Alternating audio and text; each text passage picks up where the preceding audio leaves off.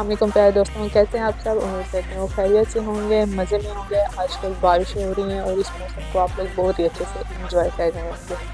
آج میں آپ کو ایک اچھی سی کہانی سناتی ہوں جو کہ ہے ایک عقلمند بادشاہ کی۔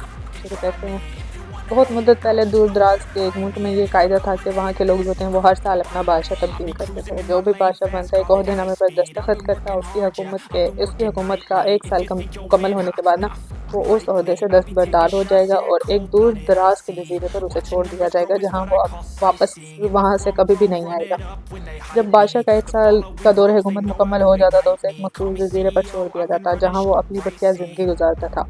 اس موقع پر جو ہے بادشاہ کو بہترین لباس پہناتے اور ہاتھی پر بٹھا کر اسے پورے ملک کا الوداعی سفر کرواتے تھے وہاں کے لوگ، جہاں وہ سب کو آخری دفعہ خیر بات کہتا اور الوداع کہتا۔ اور وہ لمحات جو ہیں اس بادشاہ کے لیے بہت ہی زیادہ افسوسناک اور غمزدہ ہوتے تھے۔ پھر وہاں کے لوگ جو ہیں بادشاہ کو اس جزیرے پر ہمیشہ کے لیے چھوڑ کر آ جاتے۔ ایک دفعہ وہ نا اپنے پرانے بادشاہ کو جزیرے پر چھوڑ کر واپس آ رہے تھے۔ انہوں نے ایک ایسا سمندری جہاز دیکھا جو کچھ ٹائم پہلے ہی تباہ ہوا تھا، اور ایک نوجوان شخص نے خود کو بچانے کے لیے لکڑی کے ایک تخت کا سہارا لے رکھا تھا۔ کیونکہ وہاں کے لوگوں نے ایک نئے بادشاہ کی بھی تلاش تھی، لہٰذا انہوں نے اس نوجوان شخص کو اپنی کشتی میں بٹھایا اور اپنے ملک لے آئے اور اس سے ایک سال حکومت کرنے کی درخواست کی۔ پہلے تو وہ نوجوان شخص نہ مانا، لیکن پھر وہ ایک سال کے لیے بادشاہ بننے کے لیے رضامند ہو گیا۔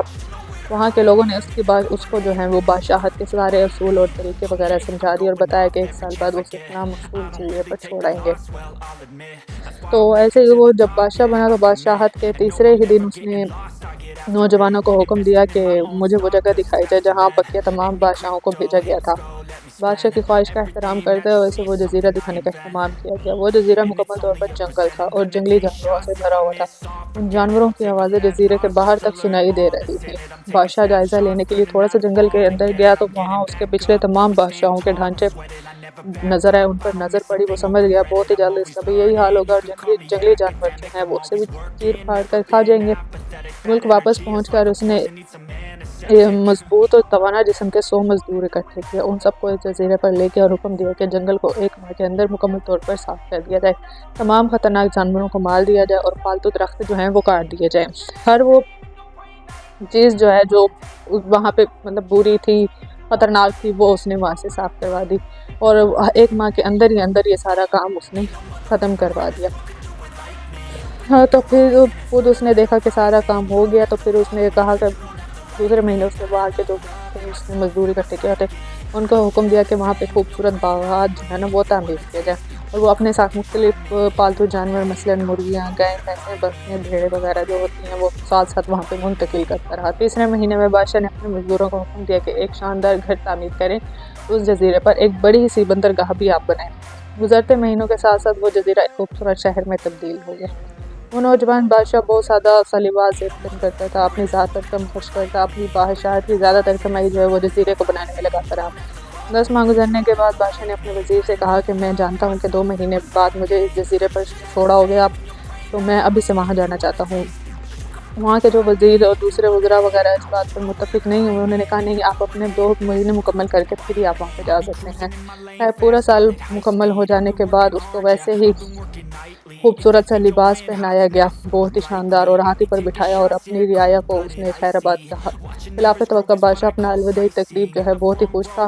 الوداعی جو پہلے وہاں کے ہوتے تھے بادشاہ وہ بہت زیادہ افسوسناک ہوتے تھے، غمزدہ ہوتے تھے، لیکن یہ بہت ہی زیادہ خوش ہنس رہا تھا۔ لوگوں نے اس سے پوچھا، اس موقع پر تمام بادشاہ جو ہوتے ہیں وہ رو رہے ہوتے تھے، لیکن آپ ہنس رہے ہیں، آپ اس قدر خوش ہونے کی وجہ کیا ہے؟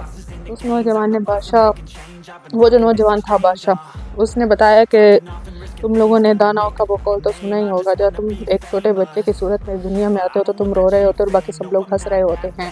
ایسی زندگی جیو جب تم مرو تو تم ہنس رہے ہو اور باقی دنیا رو رہی ہو۔ میں نے ایسے ہی زندگی گزاری ہے۔ جس وقت تمام بادشاہ محل کی رنگینیوں میں کھوئے ہوئے ہوتے تھے تو میں اس وقت اپنے مستقبل کے بارے میں سوچتا تھا، اس سے میں نے لاہ عمل پیار کیا۔ میں نے اب ایسا جزیرے کو ایسی خوبصورت قیامگاہ میں تبدیل کر دیا ہے کہ اب اس میں بھی باقی زندگی چاہ اور آرام سے سکون سے گزار سکوں گا۔ یہ تھی آج کی کہانی، امید آپ کو پسند آئے گی۔ ویڈیو کا اینڈ تک لازمی دیکھے گا۔ ملوں گا آپ سے اگلی ویڈیو میں، تب تک کے لیے اجازت دیں۔ اللہ حافظ۔ okay, I'm going off every chance I get.